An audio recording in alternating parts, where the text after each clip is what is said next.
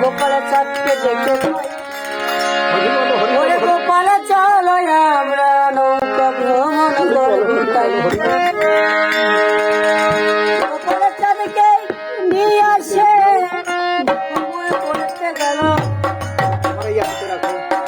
আমার ভগতগণ গোপাল সাধু যেতে চাই সেদিন আমার গুরুচাঁদ বলেছিল না না তা হবে না তাই আজকে আমি এই গোপালকে নিয়ে নৌকা ভ্রমণে যাব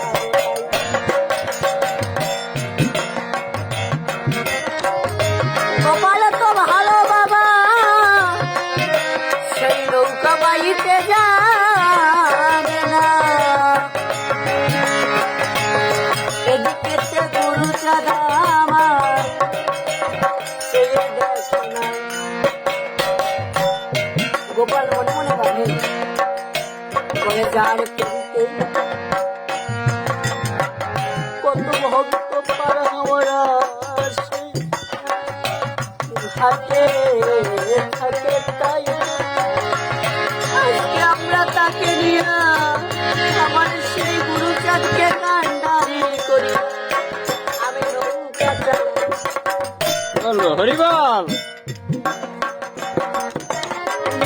গোপালের এই ভাবনায় যেন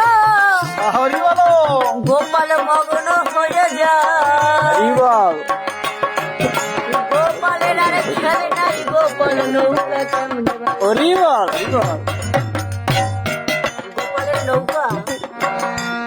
এদিক ওদিকে চলেছে তারা ভ্রমণ করতে গিয়েছিল তাই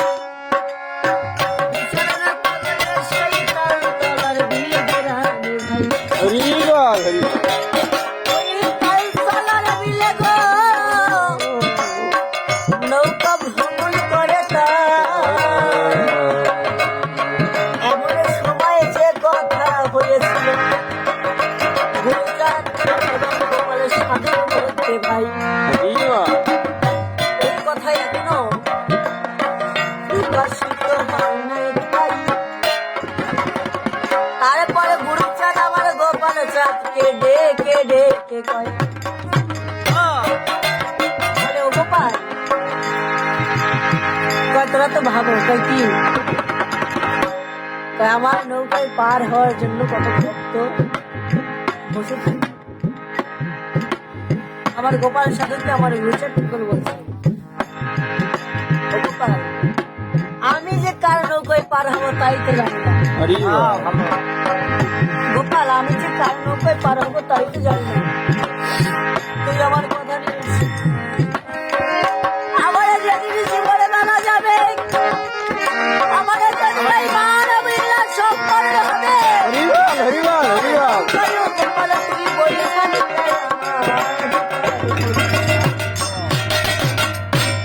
আমার গুরুচাঁদের কৃপা ছিল গোপালের সাধু আসলে কৃপা ধন্যকে কৃপা করে আমি আপনাদের জানাই কোনো কিছু করে পাওয়া তার নাম কৃপা ধন্য হয় এ কথাটা কিন্তু শাস্ত্রে বাবা স্পষ্ট লেখা রয়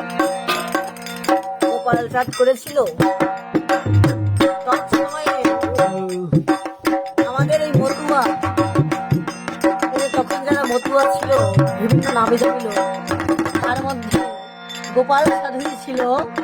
অনেক সহায় সম্পত্তির মালিক আমার গোপাল সাধু পরিণগর করবার সময় দিয়েছিলেন 25,000 টাকা কুমোর ঠাকুরকে বিদেশ করে নিয়েছিল 2500 টাকা তারপর লীলামৃত ছাপ্পার সময় আমার গোপালের সাধু বেতন দিয়েছিল 500 টাকা গোপালের সাধুর বলে শেষ করা যাবে না গোপালের সাধু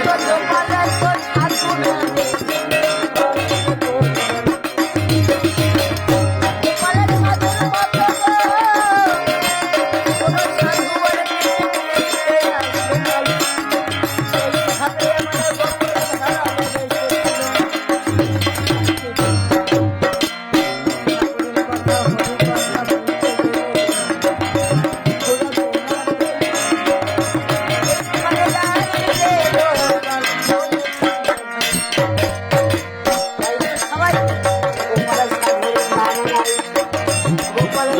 হরিবল